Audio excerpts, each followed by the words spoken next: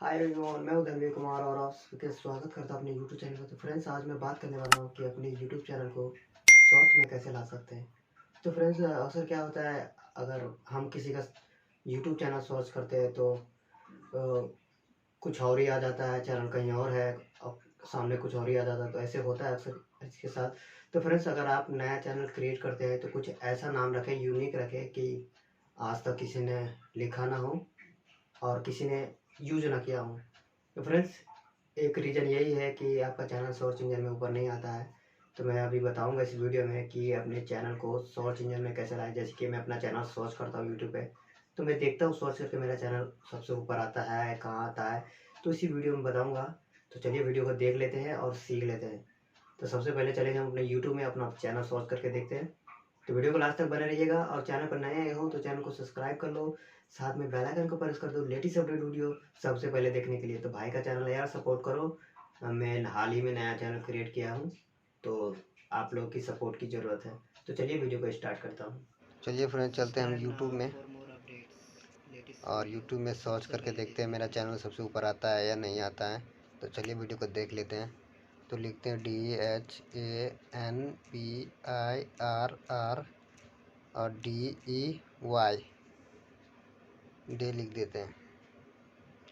तो आप देख सकते हैं फ्रेंड्स, मेरा YouTube चैनल ऊपर आ गया है सबसे ऊपर।